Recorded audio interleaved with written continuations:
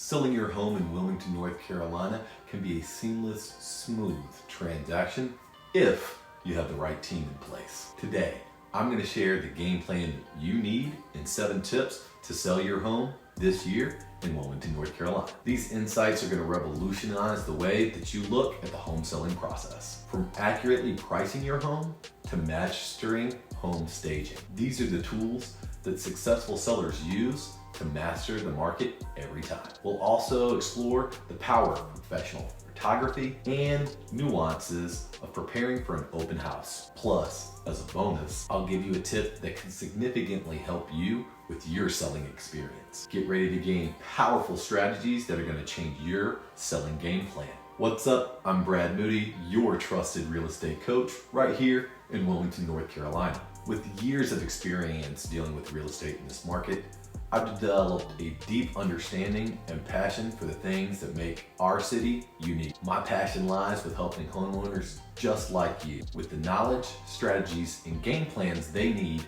to reach personal wealth through real estate. Whether you're a first-time home seller or a seasoned homeowner, my goal is to take you and your real estate transaction to the next level because we want it to be as smooth and profitable as possible. So let's get started and unpack the first secret to selling your home successfully here in Wilmington. The first thing you want to do is make sure that you have your home priced correctly. Unfortunately, this isn't a game of what you want, it's what the market will provide. There's several different ways for you to kind of figure out how you want to set your home price. First, let's talk about how to not price your home. Don't get on Zillow and assume that that value they're giving you for your home is concrete evidence of what you should get. Zillow has no idea the condition of your home, how it compares with built materials to other houses that it's pulling those numbers from. There's a ton of different factors that determine price that Zillow's not taking into account. The correct way is to do your own market analysis. You can take a look at Zillow and look at all the solds recently in the area. That'll give you an idea of the current market state,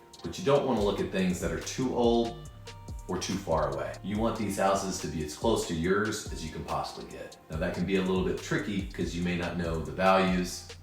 Maybe it's a unique property and now you've got to make adjustments. One of the easiest ways to do it is to get an agent to perform a comparative market analysis for you. In a CMA, real estate agents take and look at past sold comps, adjust the values, and can give you a current price for your home. Real estate agents will usually provide you a CMA if they're trying to list your home. If you know you're not going to use an agent, another great way is a broker paid opinion. BPOs are very similar to CMAs. One of the biggest difference between a BPO and a CMA is the fact that you're probably going to pay for that broker paid opinion. It's usually a flat rate and won't cost you a lot and gives you a lot of information that you can use if you're deciding to list yourself. Another tip is to think about the renovations and the impact they're going to have. So renovations to me comes down to really 2 things. How long is it going to take?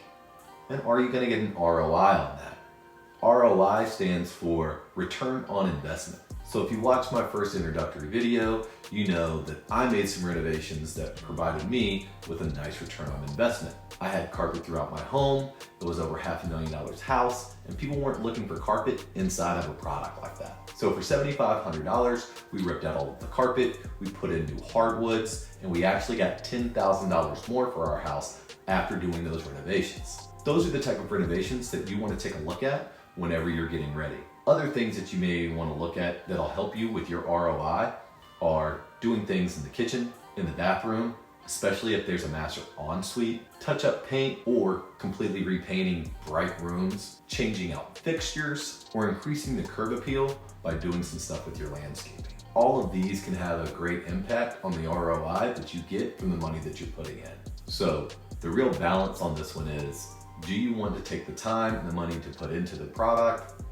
And are you going to get any of that back? Another thing you want to do is make sure that you have your home staged correctly. The easiest thing to do is to declutter your home. Yes, I'm talking about that drawer that's been a catch-all for years. It's also a great idea to depersonalize your home even though it feels less like a home for you. By decluttering and depersonalizing, people can more easily see themselves in the space and it looks more roomier. You also want to try and arrange your furniture so it really opens up the flow and people can walk through naturally. Again, you're not thinking of living here anymore as much as you are selling your home. If you have really tight spaces, doing simple things like adding in mirrors can create a false sense of depth that can really make the areas feel more open. You also want to make sure you have a lot of natural light. If you're lacking natural light, then adding in additional fixtures or lamps is a great way to make sure that now your home is fully lit and looks extremely inviting and welcoming to anyone coming to view it.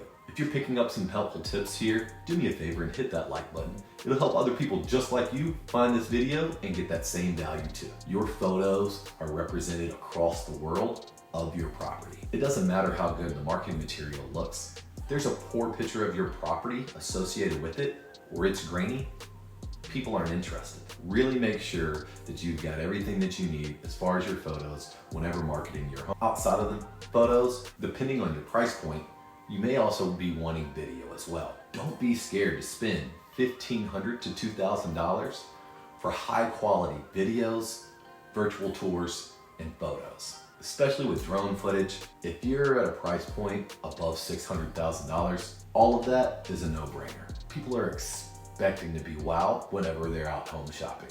So you want to make sure you're providing that experience, and you'll get that by using a professional. Another piece that you're going to want to make sure you have right is your marketing. So now that you have your photos as your base for your marketing, now we want to look at different channels and outlets and how you're actually going to be able to market your home. So the first and easiest is the MLS. The MLS in most areas is going to push out to multiple different sites like Realtor.com, Zillow, Redfin, Trulia, and the millions of others. One of the benefits of being a real estate agent is the access to the MLS and putting your listings in there.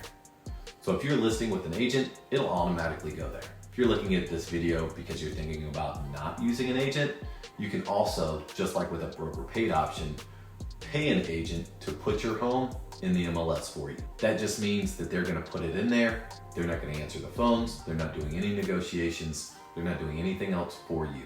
The responsibility of updating will all lie back on you. Other places that you wanna look is social media.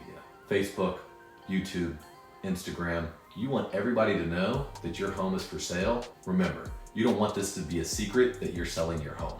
Post it everywhere. Another effective way of selling homes is through postcards, letting everyone in the area know that your home is for sale and what it looks like on the inside. Along with those postcards, you may want to do a little bit of door knocking and hand out flyers to your neighbors, letting everyone know that your home's for sale. Once your house is properly set and staged, you're going to want to invite all your neighbors over and have a little party, your own personal open house of sorts. This will let other people see it. Maybe they'll start talking about their cousin that's looking for buying. You just never know what's going to happen at an event. And speaking of, your agent is definitely going to want to do an open house. Being prepped for an open house is extremely important as you're trying to drive as much traffic physically now through that house as you can possibly. You're going to make sure that it's scheduled correctly. 8 a.m. on a Monday morning is a bad time for an open house. Make sure you have it for late afternoons or on the weekends. You're also going to want to make sure that the house is spotless. The cleaner, the better. You can also do other things like brew some coffee, bake some cookies. I had a friend one time who would make apple cider in her house before she was having an open house, so you smelled the apple and cinnamon everywhere. That, along with some soft music in the background, can really provide an extra layer to your senses that positively attract people to your property. One other thing to consider when doing your open house is securing items. Hopefully this open house is super busy, and I'm hoping that either me or your hired agent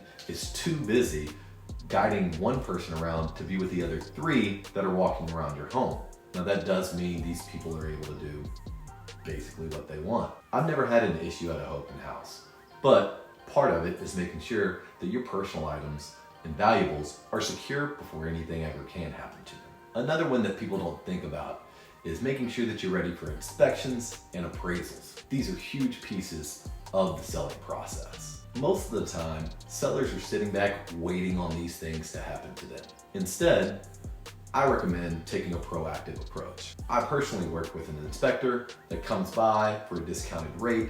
It's not a full inspection report, but we get a highlight of all the major systems and anything that may show up that's large on that inspection report. This pre-inspection allows us to know all of the big things that are going to eventually come up when the buyer puts in for an inspection. This is a natural part of due diligence and something that you should be expecting. So if we're expecting it, why don't we proactively be prepared for that? That's how you win a championship. Or you'll be able to offer the buyer some kind of compensation instead of actually doing the work yourself. Another thing that you want to make sure that you have on hand is any improvements that you've done to the house. When the appraisal comes, most of the time it's a good idea to be out of the way. These appraisers are usually sent in by the banks, not even the buyer themselves. This means they're not really there to service either the buyer or the seller. They're there to service the bank or the loan itself that's coming on the property. If you've done any recent renovation work, you want to make sure that the appraiser has that before they get on site. We had a house where we actually put in an outdoor kitchen,